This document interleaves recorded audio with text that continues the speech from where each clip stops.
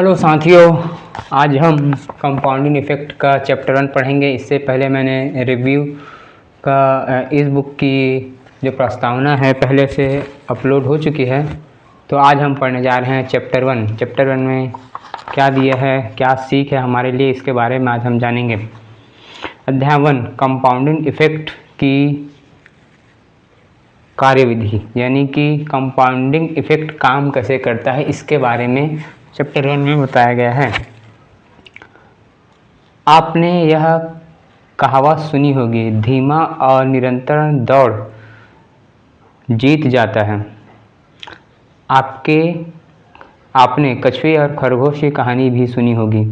देवी और सज्जनों, मैं कछुआ हूँ। अगर आप मुझे पर्याप्त समय दे तो मैं किसी भी प्रतिस्पर्धा में किसी को भी हर बार हरा दूंगा। क्यों? इसीलिए नहीं क्योंकि मैं सर्वश्रेष्ठ हूँ या सबसे चतुर हूँ या सबसे तेज हूँ। मैं अपनी सकारात्मक आदतों की वजह से जीतूंगा, जिसका इस्तेमाल मैं लगातार हर समय करता हूँ। मैं निरंतरता में जितना विश्वास करता हूँ उतना संसार में कोई दूसरा नहीं करता होगा। मैं इस सच्चाई का जीता जागता सबूत हूँ कि यह सफलता की चरम कुंजी है।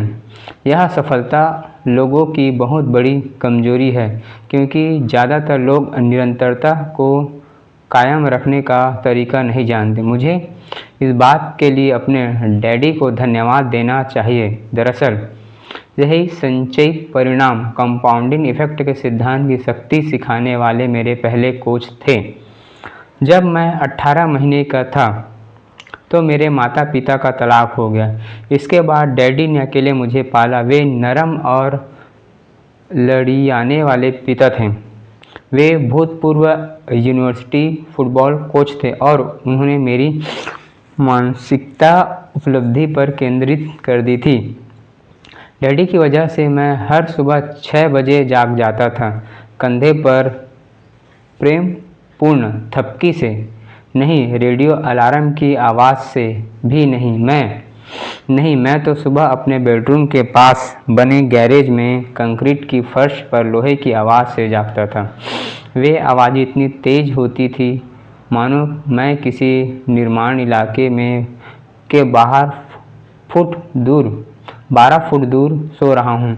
उन्होंने गैरेज की दीवार पर बड़े बड़े अक्षर में कोई कष्ट नहीं, कोई लाभ नहीं लिख रखा था। कसरत करते समय, वेट लिफ्टिंग करते समय और दंड बैठक लगाते समय वे इसी वाक्य को घूरते रहते थे। बारिश हो या बर्फबारी, डैडी अपने शॉर्ट्स और घिसी पिटी सूती शर्ट में उस समय अपने आप को हमेशा मिलते थे। उन्हें कभी एक दिन का भी नागा नहीं किया। आप उनकी आदत से अपनी घड़ी मिला सकते थे। मेरे पास काम का इतना ज़्यादा बोझ था कि यह एक पूर्णकालिक हाउसकीपर और मालिक की जिम्मेदारी से भी ज़्यादा था। जब मैं स्कूल से लौटता था तो मुझे हमेशा डैडी के निर्देश की सूची मिलती थी। खरपतवार उखाड़ देना, पत्तियाँ साफ कर देना, गैराज में झाड़ू लगा देना, फूल साफ कर देना, वैक्यूम कर देना, बर्तन मांज देना और भी न जाने कितने काम। और स्कूल की पढ़ाई में पीछे रहने को भी बर्दाश्त नहीं किया जाता था। जब मेरे डैडी ऐसी थी तब मेरी ज़िंदगी ऐसी थी। डैडी कोई बहाना नहीं चलेगा वाले इंसान थे। हमें कभी बीमारी के कारण स्कूल से गोता मारकर घर पर रहने की अनुमति नहीं दी जाती थी, जब तक कि हम सचमुच उल्टी नहीं कर रहे हों, हमारे खून नहीं निकल रहे हो या हड्डी नहीं दिख रही हो। हड्डी दिखना शब्दावली डैडी के कोचिंग के समय लोकप्रिय हुई थी। उनके खिलाड़ी जानते थे कि जब तक वे ज़्यादा घायल नहीं होंगे उन्हें मैच से बाहर आने की अनुमति नहीं दी जाएगी। एक बार उनके क्वार्टर बैक ने डैडी से कहा कि वे उस मैच से बाहर बुला लें। डैडी ने कहा, तब तक नहीं जब तक कि तुम्हारी हड्डी नहीं दिख रही। क्वार्टर बैक ने अपने कंधे के पैड हटाया और वहाँ सचमुच उसकी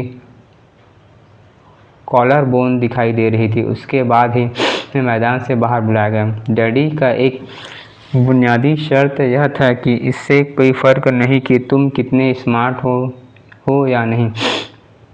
अनुभव, योग्यता, बुद्धिमत्ता या आंतरिक क्षमता के क्षेत्र में तुमसे जो भी कमी हो, तुम कड़ी मेहनत से उसकी भरपाई कर सकते हो।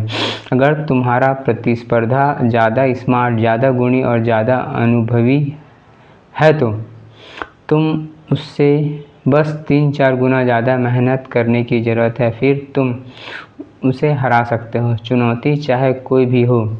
उन्होंने मुझे सिखाया कि मैं कड़ी मेहनत से अपनी हर कमी की भरपाई कर सकता हूँ। मैच में फ्री थ्रो चूक रहे हो, 1 महीने तक हर दिन 1000 फ्री थ्रो करो। बाएं हाथ से ड्रिबलिंग करने में अच्छी नहीं हो, अपना दाएं हाथ पीठ के पीछे बांध और हर दिन 3 घंटे तक ड्रिबलिंग करो। गणित में पीछे हो, एक ट्यूटर लगा लो और पूरी गर्मियों में 24 घंटे मेहनत करो, जब तक कि यह तुम्हारे भेजे में नहीं घुस जाए। कोई बहानेबाजी नहीं। अगर आप किसी चीज़ में अच्छे नहीं हो तो ज़्यादा कड़ी मेहनत करो, ज़्यादा स्मार्ट तरीके से मेहनत करो। वे जो कहते हैं वही करते भी थे। डैडी फुटबॉल कोच के बाद सिर्फ सेल्स पर्सन बने। इसके बाद अंततः उन्होंने अपनी खुद की कंपनी शुरू की, लेकिन वे मुझे बहुत सारे निर्देश नहीं देते थे। शुरुआत से ही डैडी हमें अपनी बुद्धि का इस्तेमाल करने देते थे। वे व्यक्तिगत जिम्मेदारी के समर्थक थे। वे होमवर्क को लेकर हर रात हमारे पीछे नहीं पड़ते थे। हमें तो बस परिणाम दिखाना होता था और जब आप ऐसा करते थे तो आपकी सफलता का जश्न मनाया जाता था। अच्छे ग्रेड मिलने पर डैडी हमें स्प्रिंग्स नामक आइसक्रीम पार्लर ले जाते थे और शानदार बनाना स्प्लिट खिलाते थे, आइसक्रीम के 6 स्कूप और बाकी सारी चीज़ें। कई बार मेरे भाई बहन स्कूल में अच्छे ग्रेड नहीं ला पाए, इसीलिए उन्हें वहाँ जाने का मौका नहीं मिला। वहाँ जाने का मौका मिलना बड़ी बात थी, इसीलिए हम उस मौके को जीतने के लिए ज़मीन आसमान एक कर देते थे। डैडी का अनुशासन मेरे लिए मिसाल बन गया। डैडी मेरे आदर्श थे और चाहता था कि उन्हें मुझ पर गर्व हो। मुझे यह डर भी रहता था कि मैं उन्हें कहीं निराश नहीं कर दूं। उनका एक आदर्श था, नहीं कहने वाले इंसान बनो। भीड़ का साथ चलना कोई बड़ी उपलब्धि नहीं, साधारण इंसान बनो, अपवाद बनो। मेरी कंपनी के प्रचार वाक्य की प्रेरणा मुझे यहीं से मिली। अपवाद बनो, असाधारण इंसान बनो, अपवाद बनो। इसीलिए मैंने कभी नशा नहीं किया। उन्होंने कभी इस बारे में मुझे लंबे उपदेश नहीं दिए, लेकिन मैं ऐसा बंदा नहीं बनना चाहता था जो कोई काम सिर्फ इसीलिए करे क्योंकि हर कोई उसे कर रहा था, और मैं डैडी को निराश ही नहीं करना चाहता था। डैडी की बदौलत 12 साल की उम्र में ही मेरी दिनचर्या ऐसी बन गई जिस पर सबसे कार्यकुशल CEO को भी गर्व होता। कई बार मैं आह करता था और लंबी सांसें भरता था। आखिर बच्चा था, लेकिन इसके बावजूद मन ही मन खुश होता था कि मैं अपने सहपाठियों से बेहतर स्थिति में हूँ। डैडी की वजह से मैं अनुशासन और मानसिकता के क्षेत्र में बाकी लोगों से बहुत आगे था। उन्हीं की बदौलत मैंने समर्पण और जिम्मेदारी के बेहतर महत्वपूर्ण सबक सीखे, ताकि मैं जो हासिल करने की ठान लूँ उससे हासिल कर लूँ। डैडी और मैं इस बारे में मजाक करते थे कि उन्होंने मुझे सफलता की लत लगा दी।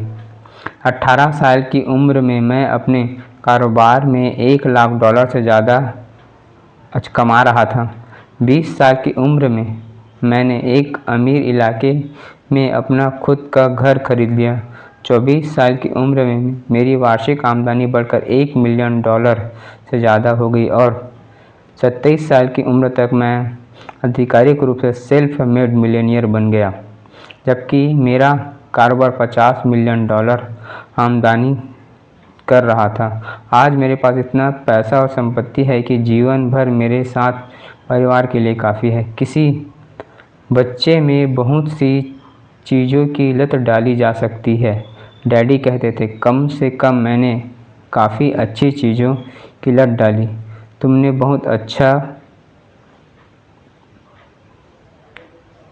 प्रदर्शन किया। हालांकि मैं जानता हूं कि मुझे अपने हाथों पर बैठने, पल में मौजूद रहने या समय समय पर बीच चेयर पर शांति से बैठने का अभ्यास करना पड़ा। कारोबारी पुस्तक के ढेर या स्व सुधार के ऑडियो के बिना। लेकिन मैं सफलता की उन योग्यताओं के लिए कृतज्ञ हूँ जो मैंने अपने डैडी से सीखे और बाद में दूसरे मार्गदर्शक से भी। यह पुस्तक मेरी सफलता की असली रहस्य को उजागर करती है। मैं संचयी परिणाम के सिद्धांत में सचमुच विश्वास करता हूँ, क्योंकि डैडी की मेहरबानी से मैं हर दिन इस पर अमल करता था और आज नौबत यहाँ तक पहुँची है कि मैं कोशिश करने पर भी इसे छोड़कर किसी दूसरी तरफ नहीं जा सकता। लेकिन अगर आप ज़्यादातर लोग जैसे हैं तो आपको इस पर ज़्यादा विश्वास नहीं हो रहा हो। इसके बहुत से कारण हो सकते हैं जो समझ में आते हैं। आपको वैसी कोचिंग और मिसाल नहीं मिली जिससे आपने सीखा हो कि क्या करना है। आपने अब तक संचयी परिणाम के सिद्धांत के पुरस्कारों का अनुभव नहीं किया। समाज के रूप में हमें धोखा दिया गया है, हमें मार्केटिंग से सम्मोहित कर दिया है जो आपको काल्पनिक समस्याओं का विश्वास दिलाती है जो आपके पास नहीं है और फिर उसका इलाज करने के लिए आपको तुरंत समाधान बेच देती है। हम फिल्मों और उपन्यासों में परिकथा जैसे अंत में विश्वास करने के लिए सामाजिक रूप से कंडीशन हो चुके हैं। इस चक्कर में हम मेहनत और निरंतर काम करने के अच्छे पुराने जीवन मूल्य को भूल चुके हैं।